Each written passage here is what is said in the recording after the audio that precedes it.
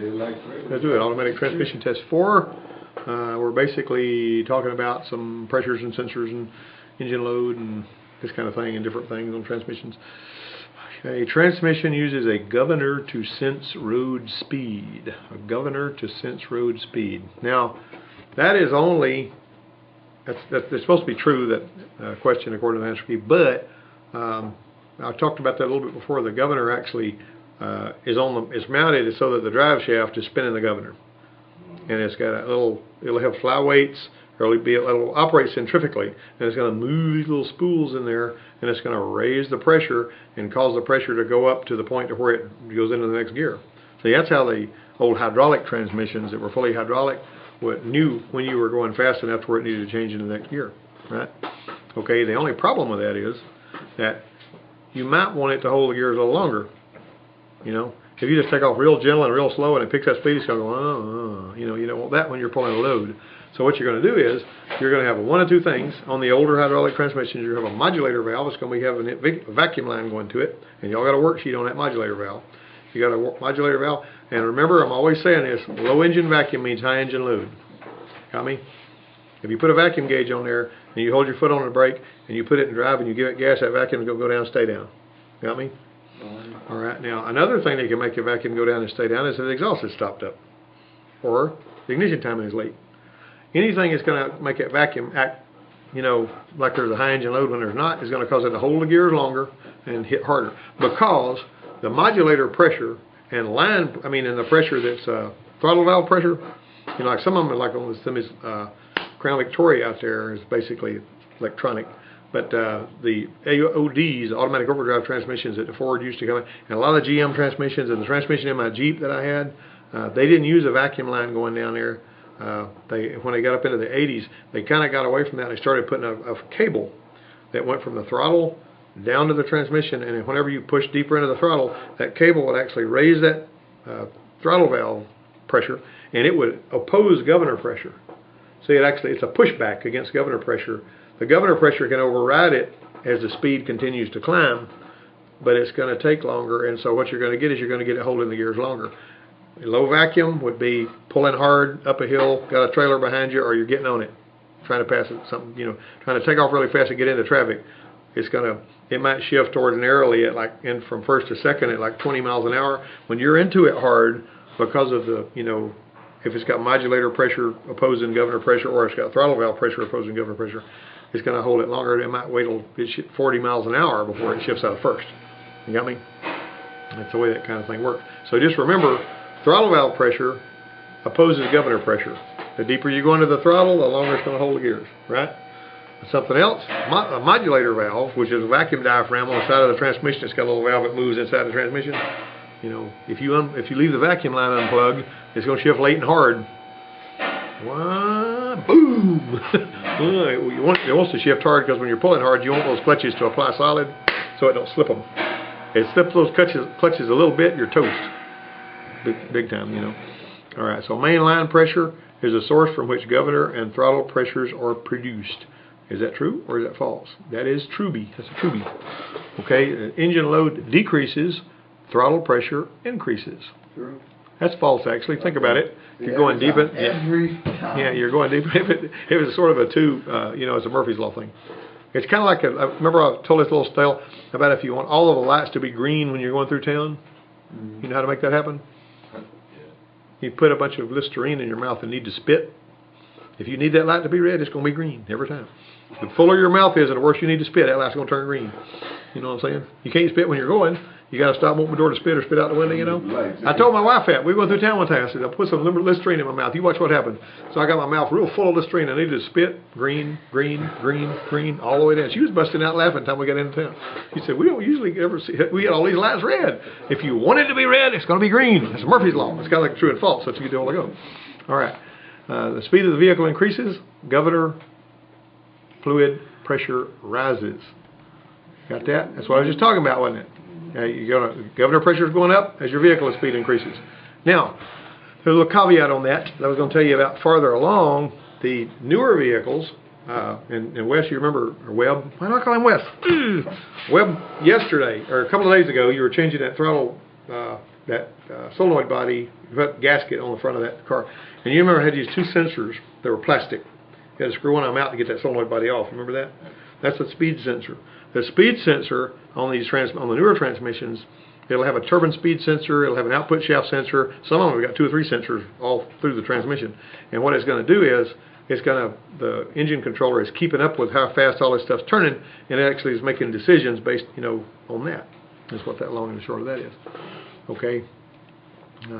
So most mechanically operated throttle valves will automatically adjust themselves using a vacuum modulator. They're just, that's false. They're kind of mixing things up.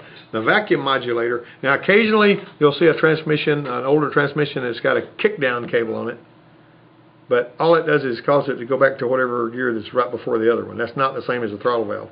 The throttle valve is actually an adjustable thing where you can actually change the throttle valve pressure up and down through a range to make it work like it's right. And a lot of the times when I was doing transmission work at the Ford place, a lot of what we would have to do would be throttle valve adjustments to make the transmission shift the way they wanted it to. I like for mine to shift a little bit later and a little bit harder because the transmission will last longer that way. But now, your new ones, because they're all electronic, they'll detorque the engine about the time it shifts so that it's, you don't feel it as much and all that. Okay, so that was a false one there, number 5. A typical 4-speed automatic transmission has got 3 shift valves. That's true. Think about it. You got a 1-2, you got a 2-3, you got a 3-4. Hear me? So you got 4 gears. You're going to divide them up. I tell you something else though. You just think about these, and I want you guys to dig into this when you get a chance. You can get into your shop manual, and there's neat little matrices there that will tell you in this gear, goes across the top. It's got all your clutches and apply components and overrunning clutches and all that. And then going down this way. In other words, it'll have them up this way. It'll have all your components, and down this way it'll have your gears, right? And then you got a little matrix like this, all right. And then it'll say, in this gear, when you're in this range, this particular component is energized or de-energized or holding or driving or whatever. You see what I'm saying? So basically, let's say that you got a transmission and you got all your gears except fourth and reverse or something like that. All right. Now I'm going to look at this matrix and I'm going to say, what do reverse and fourth have in common? And you're actually going to go and you're going to find the particular clutch pack or overrunning clutch or whatever in that particular transmission is going to have those. You've also got, there's a ton of stuff to this. They've also got a little matrix like this. You've got your shift solenoids in there, shift solenoid A, B, and C, and all that kind of stuff. And you might think, if you thought the way that I thought when the shift solenoids first started appearing on transmissions, that shift solenoids A will energize, which is actually going to, the solenoids is letting fluid go all the way through it until it energizes, then it shuts the fluid off and it raises pressure in a part of the circuit, moves the valve and the valve body and all that. I'm not thinking, okay, shift solenoid A, and then we're going to go into second gear. And shift solenoid B is going to let us go into second gear. The third gear. You see what I'm saying? I thought that way, but when I started actually building a little, looking into the little matrices and stuff, what you'd find out, or I should say matrices, that's the way you say that, you find out that these solenoids are all over the place. This one and that one will be on and off, and so that's why you need a table to go by that. It doesn't go A, B, C, first, second, third. That's just not the way it works. And I was disgruntled by that because I had actually drawn me a little chart to make it, on some of them that didn't have it in the book. So anyway, you're going to see these tables like I just drew up here that will be in there. And when you're troubleshooting one, trying to figure out where it is you need to be looking, the worst mistake you can make if you're a transmission mechanic, and this is me talking now, is to have a transmission with a problem and I'm talking about a screwy problem now. Abby's, the transmission her problem had, the problem her transmission had was one where you just go in there and see what's burnt up. You know what I mean? Because she did not have anything you could identify. That what was going on with hers was strange. A lot of the times whenever you're putting it in gear and it's slipping in some of the gears but not in others, or it applies in some of the gears or it won't apply in others, or you got late engagement or whatever, you need to be looking, how does it act different if I go all the way to manual low, if I'm going to drive, if I'm going to reverse, how does it feel? You're going to do your stall speed test and look at your pressures. And all of this stuff is going to go together, and you're going to say, I got low pressure here. This one's the one that's applied. This is the one that's not pulling. This is the solenoid that's operating there. I'm going to look at this particular clutch pack when I go in there. That's where I'm going to be paying attention to, and you look at that one real close, and you'll find stuff you might miss otherwise. On hers, and when you put hers in gear, you might remember you put it in gear and it's stalled. Put it in gear install. Put it in gear install. What are you going to do with that? I mean, there's obviously something you're going to find when you go in there. So you really can't analyze this stuff when you just put it in gear installs. I mean, what's the point? You know, because you're not even able to drive the doggone thing. If you do drive it, the intermediate clutch pack on hers was just welded together. And it was just like all the time. It wasn't like it could apply and unapply. Everything was all seized up, and it was constantly pulling. You see, you're supposed to be able to put it in gear. You're supposed to sit there and idle and not move until you give it the gas. Then it's, you know, it's got the low applied and whatever, you know, and the appropriate clutch packs applied. And then you're pulling off and all that kind of thing. And the clutch packs, you remember, they're all hooked to various different parts of the planetary gear set. You know what I mean? So you're going to be driving the planetary gear set, different parts of it, or some parts of it are going to be drive. Sometimes some parts are going to be held, some parts are going to be driven, some parts are going to be, and you can move. They move around from one to the other a lot of the time. You know. Okay, I kind of got sidetracked on that. Okay, so an electronic governor provides the same functions as the check ball and control valve governors. Sure. You got on number 7. That's what you got on 7 on. That's actually true, but it does it electronically. And the electronic governor is not just one part. The electronic governor consists of the vehicle speed sensor. You got your pressure control valve, and then you got some other elements in there. There's a transducer usually that's going to tell it's a feedback sensor that's going to tell the computer what the pressure is. See what I'm saying? Like the most typical ones of those ones are Chryslers, and I've got a video I took somewhere. We're driving down the road. The desired pressure, you compare it to the actual pressure. If the desired pressure is 120 psi and it's only getting 60 pounds of pressure, then you know there's something rotten in Denmark. You look at those scan tool now, driving down the road, look at those pressure. You can see what the pressure is without even having a pressure gauge hooked up and get an idea of where you need to go. And the transducer will go bad on some of these Dodge transmissions and all that. But the transducer is an electronic component that gives feedback information on pressure to the, you know, and every transmission is a little bit different as far as manufacturers go, so you're going to have to, there's a fluid map that you can look in there and tell when I put it in drive. It'll have them color-coded so you can say, okay, this is applied, that's applied, this is applied, and I got fluid over here to this accumulator when I'm in drive, and I'm, you know, this kind of, you can look at that. And you can find these in all data. If you look at fluid maps on automatic transmissions and you pull it up, boom, living color, wow, this is cool. You know, and you can actually get an idea. It's almost like looking at a wiring schematic. See, that's how you track that stuff down, you know. Yanking into it and just seeing what you see and putting it back together. I've seen guys do that, and it turns out they had some silly little electronic problem. There's nothing wrong inside the transmission. They rebuilt the whole darn thing. You see what I'm saying? All right. Now then, it's a good idea to gather your data and make your, you know, choices that way instead of just flying through it, you know. And you know, they just want to tear into it, you know, and throw parts everywhere. Here we go. Then proper adjustment on mechanically operated throttle valve system results in late, hard shift or soft slipping shifts. And that's absolutely true. And I'll tell you something else. If you accidentally leave that throttle valve cable loose from your throttle body, let's say you're cleaning the throttle body, you pull the throttle body off, you clean it up on one of these cars that has a throttle valve cable going to the transmission, you accidentally leave that thing loose, you burn that transmission up. You'll destroy that transmission by leaving that cable loose. Because what happens is it doesn't increase the throttle pressure when you're getting on it. The throttle pressure stays low, and those clutches are applied real gently, even though you're pulling pretty hard, and they just cooks the doggone. It just burns the clutches out and everything else. You'll ruin one like that. That's bad news, man.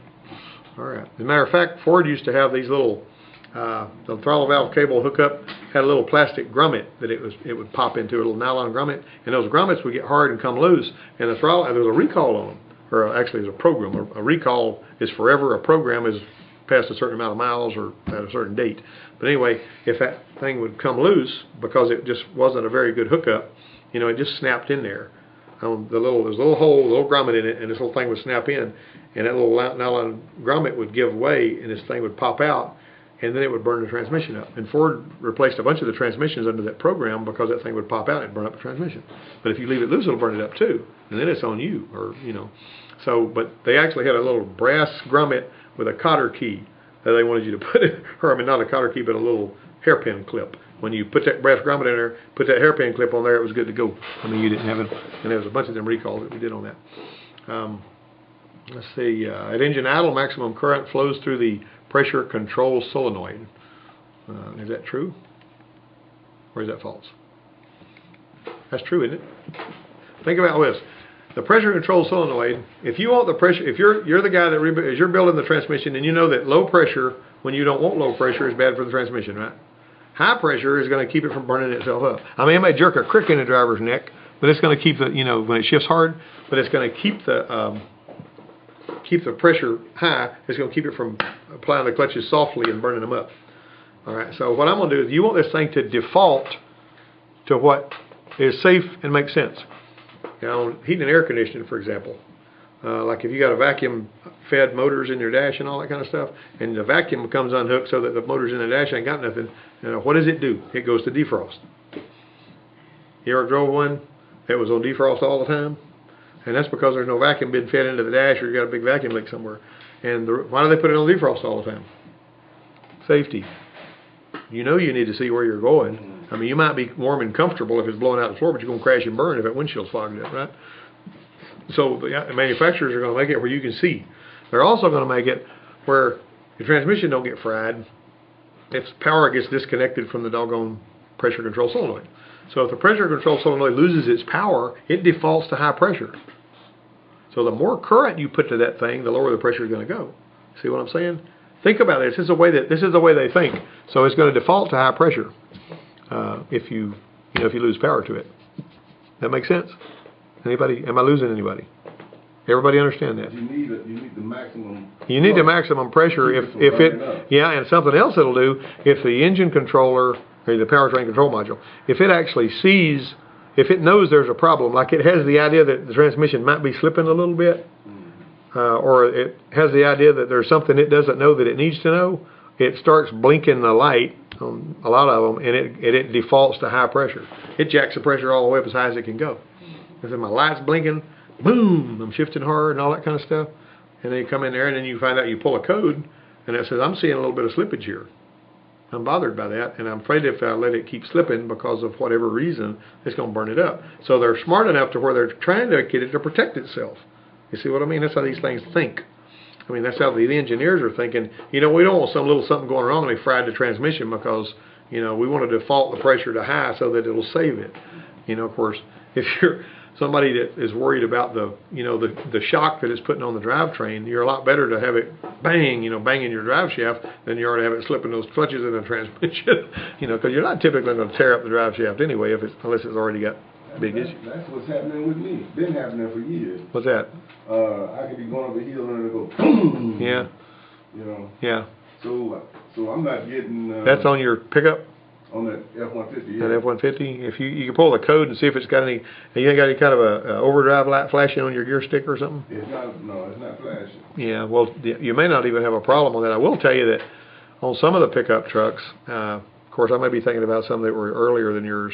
You could actually crest over a hill whenever it was in its lean cruise mode and it was checking EGR, and it would do something crazy. It would feel like somebody ran into the back of the truck. Yeah. Boom! Like that. Yeah. And I actually made a recording of that with a portable vehicle analyzer and sent it off to Ford. And the guy at Ford says, you're not going to be able to fix that. I said, what? He said, yeah. They said, the people at another Ford dealership had that truck for about a month, and they replaced everything but the hood of the truck, trying to get it to quit doing that. Mm-hmm. And the guy had gotten to where he figured out how to make it do it. You going up a little bit of a hill, and you got your throttle just right, boom, it just scared the daylights out of you, you know what's coming. He said, those trucks are doing that, but there's not enough of them doing it to cause a problem, and we're not going to recall them or nothing, to fix one that only very few people are complaining about.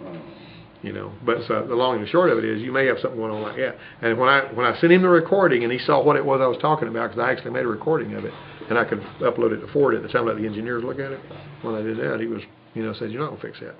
And, if it's, as long as it's not hurting anything, and, you may not like it. But now that may not be what's going on with yours. You may have something else going on with yours, but I ran into that one time, something that felt like what you're talking about. I mean, I'd swear it felt like somebody ran into the back of the truck. You look in your rearview mirror, think you got hit, because suddenly it happened. It's scared. What happens, like, when I crank up my truck, I start up, it'll go in reverse, but then, like, I put it in drive, or first, second drive, whatever, third drive, it doesn't do anything. It's low on fluid. That's usually what's wrong with it. Or if it's sitting, I will tell you something else too. Of course, usually they won't even grab in reverse, but usually when a situation like that is low on fluid, you can also, the fact that it's doing it reverse, the pressures are higher in reverse than they are in the other gears, and so usually reverse will act a little different than the other gears just by default. Usually, I mean, this is sort of a broad brush I'm painting with, but check your fluid level before you do anything else, because when it's cold and the fluid is contracted, it's going to be lower. Yeah. And if it's having trouble picking it up. But Cause that's what I figured. I'll let it sit there and run for a little bit. Mhm. You know, like just. now something else that happens occasionally, and this is something I don't want to forget to tell you about. There's a valve in the line that, you know, the torque converter cooler line. You know, the cooler line, when the fluid line leaves the torque converter and goes through the radiator and comes back, goes in the sump, right? Mm-hmm. Okay, so if you don't have a check valve in that line, sometimes you'll have morning sickness on those transmissions. Like when you got, what I mean by that is, you crank it up and the torque converter is empty, nothing in it. It's drained out. I mean, it's siphoned out and gone back in the pan. And so when you crank it up, you got to fill the torque converter up before it go anywhere. Because if you ain't got no fluid in the torque converter, you ain't going nowhere. And when it fills that torque converter up and it finally gets enough where the torque converter will start going. Now, the fact that it operates in reverse indicates you probably got something else going on. Fluid level is the first thing I check. But my blue Ford pickup is an 80 model. Standard, I mean, it had a C6 transmission and it had a straight 6 engine in it. And the way I had it, if you're parking it on a little bit of a hill, it makes it worse. Yeah, because I park on a hill. Yeah, if you're parking on a hill, it's going to be worse. Now, if you park it pointing the nose downhill, you probably won't have that trouble. No, I still have the trouble when I park downhill, so it must be the fluid. Yeah, you may be low on fluid, but anyway, just think about that. The fact that you're putting it in reverse and it catches right away would indicate that the torque converter is not empty. So that's probably you're going to be looking at a fluid level thing on that. But anyway, that's just something you can troubleshoot there. Let's see, a solenoid fails, excuse me, here, a solenoid that fails mechanically. We're doing transmission test 4, by the way. You got that one over? A solenoid that fails mechanically can fail in either the open or closed position. True. That is absolutely true. Sometimes you may see a code that will talk about a performance fault on a solenoid or something. Now, what does that mean? You know how electrically it can check the windings in the solenoid. The computer can tell if the windings in the solenoid are bad or not. Because what we were talking about the other day, you fire some voltage out, it looks for it to come back. Right? It knows there's voltage feeding that solenoid. If it doesn't see, if it's not grounding that solenoid and it sees voltage, then it knows that the loop is complete. So it's an internal continuity test. Yeah, it's exactly what it is. It's a continuity test for that solenoid winding. Okay, so you've got that thing looking. I mean, when it wakes up, it sees all of those solenoid lines that it can do solenoids and stuff with, or it can operate them with. If it sees 12 volts on all those lines, it's good to go. That's one of the checks it does when you turn it on. So when you turn on your key, the engine controller wakes up. And it says, okay, I've got engine controller, I've got throttle valve, I got this, I got barometric pressure here, I got all these solenoids, I got all this stuff that I've got. I'm seeing 8 good injectors and this kind of thing. Okay, we're doing our calculations now. He's spinning the motor over. We need this much. We're going to double pulse the injectors. It fires up. We need this pulse width to make this thing run right. If we're getting trues from all this, we're getting mass airflow, out of air control here, and we are locked in with our engine timing, and we're ready to go. He's applying the throttle. We're going to put extra squirts in there. We're going to drive off. We're going to do it as the timing, unless he's going to load, and then we're going to retard it a little bit and blah. It's making all these decisions on all these big, matrices inside the transmission. And it's like, it's not just a spreadsheet. It's like a multi-dimensional spreadsheet that runs about half a dozen different directions. And if you look at it, the way it's drawn, it looks like a big mountain range, like on one of your military maps or something. It's really interesting how that operates. But anyway, that's not anything you have to think of. But it checks all those solenoids. If that solenoid, and I almost got sidetracked again, if it sticks mechanically, all the computer knows is I have sent a command down there and I did not see the change that I expected as a result of the command I sent. You got me? It's looking. It actually has other ways of looking to see.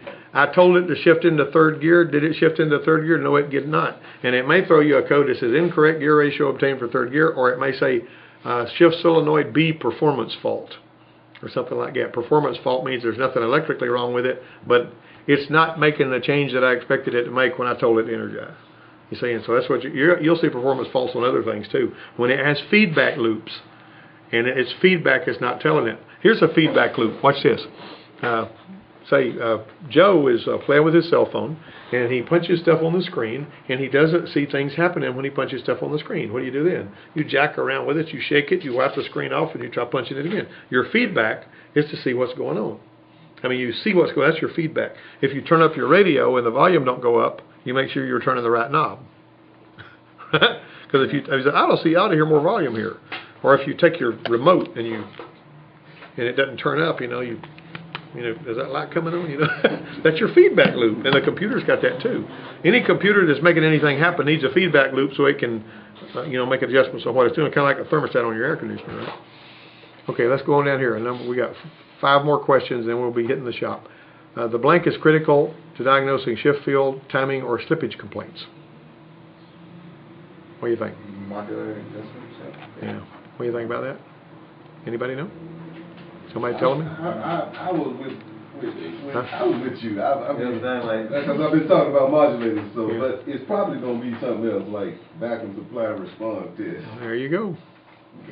Now, the reason you're doing that? Let's say that you tee into that line going to your vacuum modulator. All right. Let's say that you give it the gas. Now, we got 2 vacuum gauges. Let's have a vacuum gauge that's hooked to the manifold. Let's have another one that's teed into the one going to the modulator. Those things better be bouncing together. If this one over here bounces real snappy, the one that's hooked directly to the manifold, and the one that's teed into the modulator line down at the modulator, if it's operating real sluggish, you're not going to shift right. Right? Also, if your engine's detuned, like if you got a fuel filter that's about stopped up and you're driving one of these Chevy pickups that's got the throttle body injection, if the fuel filter stopped up, it makes like feels like somebody put a tater in an exhaust pipe, and you're deeper into it because the engine's underpowered, it's going to shift late and hard and stuff then too.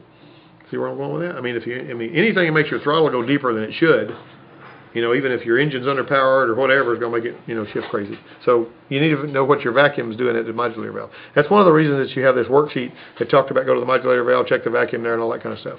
Now, you know, if we have this mindset that, well, we're going to see how many worksheets we can dodge on the way through the program, then you get out there and they hand you something you don't know how to do, it ain't my fault. You get where I'm going? All right. I had guys do that. You remember what your partner said when he came back? I wish I could go back through here again and pay better attention. Yeah. You remember that? I had several guys say that. I wish I could go through the program again and listen better. You know, because they get out there and they find out they needed to know the stuff I was telling them and the stuff I was trying to get them to practice with the worksheets. And you say, I've already done this, or I did this at home. You know, that doesn't work. You know, you're supposed to do it so I can look at. Okay, which of the following is not a characteristic of electronic pressure control? A, pressure changes are instantly made when required. That sounds like it is right? Adjustments are needed frequently. Computer can be programmed to change when line pressure boost is needed. And all vehicles with a PCS have the same pressure control system. Number 12. What do you think, guys? That's going to be a B, isn't it? You don't have to do any adjustments. Now, if you've got one of these little tuner programmers here, like you can buy for like $400 that's specific to your vehicle, you can actually set this thing up so that you're going to be pulling a trailer or you want gas mileage or all that kind of stuff like that, and you can change your program back and forth. It'll actually reflash your engine controller to change. It's cool. It's all get out. Super chips, they call it. I've actually used one of those things. It's pretty neat. Like Bulldog? Well, they're made by super chips, basically. And you just tell it which vehicle you got. Like if Webb wanted one, see, Webb's got lots of money. I'm going to tell him he's going to go buy one now. But you buy this thing. It's a little bitty thing. You can use it for a scan tool. You can pull codes or whatever. But if you're going to do a particular thing with your truck that weekend, you go in there and you select from a menu what you're going to do. You've seen that before. And it goes across there and then it changes it. Then you can put it back like it was. One of the cool things it does is it stores your previous calibration so it can put it back where it was. And initially these things didn't do that. And people would jack around and try to change their stuff and they wouldn't know what they were doing. And I've seen trucks get traded in that they had messed the programming all up on, and they left the programmer in the console because they were so disgusted with the fact that they couldn't make it work like they wanted it to. Somebody that really knows what they're doing can make it work miracles with those. So the function of the throttle valve is what? Don't play dumb with me. You guys know. After all this talking we've done. Respond to the engine load by shifting the transmission into a higher or lower gear based on load and speed. Which of the following statements is true about vacuum throttle valve systems? 14. All right, read that, y'all. At engine idle, manifold vacuum is low. Is that true? That's false. As the throttle is open, manifold vacuum rises. That's false too. At wide open throttle, manifold vacuum is very low. That is correct. And finally, our last question, and everybody's really happy here, because we've actually been in here for a little while now. All right, so with a solenoid control shift valve, the 1-2 solenoid controls what?